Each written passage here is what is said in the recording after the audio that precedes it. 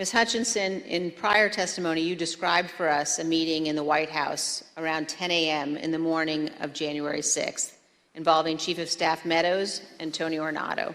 Were you in that meeting? I was. Let's listen to your testimony about that meeting, and then we'll have some questions. I think the last time we talked, you mentioned that some of the weapons that people had at the rally included flagpoles, oversized sticks or flagpoles, bear spray. Is there anything else that you recall hearing about that the people who would gather on the ellipse had? I recall Tony and I having a conversation with Mark probably around 10 a.m., 10:15 a.m., where I remember Tony mentioning knives, guns in the form of pistols and rifles, bear spray, body armor, spears, and flagpoles. Spears were one item, flagpoles were one item, and then Tony had relayed to me something to the effect of, and these effing people are fastening spears onto the ends of flagpoles. Ms. Hutchinson, here's a clip of your testimony regarding Mr. Meadows' response to learning that the rally attendees were armed that day. What was Mark's reaction, Mr. Meadows' reaction to this list of weapons that people had in the crowd?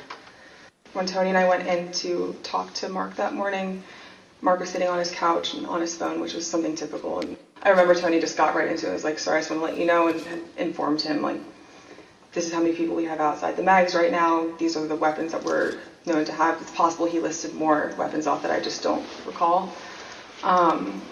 And gave him a brief but and concise explanation, but also fairly thorough.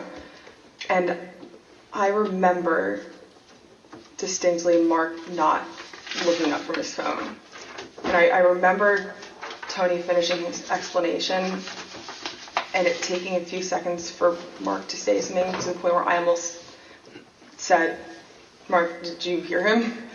And then Mark chimed in and was like, all right, anything else? Still looking down at his phone. And Tony looked at me and I looked at Tony and Tony said, no, sir, do you have any questions? He's like, what are you hearing? And I looked at Tony and I was like, sir, he just told you about what was happening down at the rallies. And he was like, yeah, I know. And then he looked up and said, have you talked to the president? And Tony said, yes, sir, he's aware too. He said, all right, good. He asked Tony if Tony had informed the president. Yes. And Tony said, yes, he had. So, Ms. Hutchinson, is it your understanding that Mr. Ornato told the president about weapons at the rally on the morning of January 6th? That's what Mr. Ornato relayed to me. And here's how you characterize Mr. Meadows' general response when people raised concerns about what could happen on January 6th. So at the time, in the days leading up to the 6th, there were lots of public reports about how things might go bad on the 6th, and even the potential for violence. If I'm hearing you correctly, what stands out to you is that Mr. Meadows did not share those concerns, or at least did not act on those concerns? Did not act on those concerns would be accurate. But other people raised them to him? Like in this exchange, you mentioned that Mr. Ornato pulled him aside. That's correct. Ms. Hutchinson, we're going to show now an exchange of texts between you and Deputy Chief of Staff Ornato. And these text messages were exchanged while you were at the Ellipse. In one text, you write, but the crowd looks good from this vantage point as long as we get the shot. He was effing furious. And the text messages also stress that President Trump kept mentioning the OTR, an off-the-record movement. We're going to come back and ask you about that in a minute. But could you tell us, first of all, who it is in the text who was furious? The he in that text that I was referring to was the president. And why was he furious, Ms. Hutchinson? He was furious because he wanted the arena that we had on the Ellipse to be maxed out at capacity for all attendees. The advance team had relayed to him that the mags were free-flowing. Everybody who wanted to come in had already come in, but he still was angry about the extra space and wanted more people to come in. And did you go to the rally in the presidential motorcade? I was there, yes, in the motorcade. And were you backstage with the president and other members of his staff and family? I was. And you told us, Ms. Hutchinson, about particular comments that you heard while you were in the tent area. When we were in the offstage announce area tent behind the stage, he was very concerned about the shot, meaning the photograph that we would get, because the rally space wasn't full. One of the reasons, which I've previously stated, was because he wanted it to be full and for people to not feel excluded because they'd come far to watch him at the rally.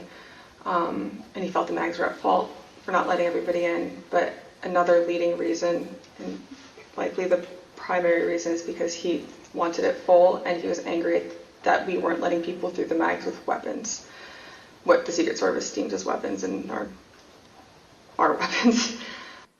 But when we were in the offstage announce tent, I was part of a conversation. I was in the vicinity of a conversation where I overheard the president say something to the effect of, I don't effing care that they have weapons. They're not here to hurt me. Take the effing mags away. Let my people in. They can march to the Capitol from here. Let the people in. Take the effing mags away. Just to be clear, Ms. Hutchinson, is it your understanding that the president wanted to take the mags away and said that the armed individuals were not there to hurt him? That's a fair assessment.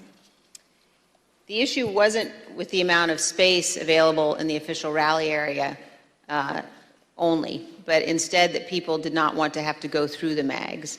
Let's listen to a portion of what you told us about that. In this particular instance, it wasn't the capacity of our space, it was the mags and the people that didn't want to come through, and that's what Tony had been trying to relay to him that morning. It's not the issues that we encountered on the campaign. We have enough space, or they don't want to come in right now. They have weapons that they don't want confiscated by the Secret Service, and they're fine on the mall. They can see you on the mall, and they want to march straight to the Capitol from the mall. The president apparently wanted all attendees inside the official rally space and repeatedly said, quote, "They're not here to hurt me."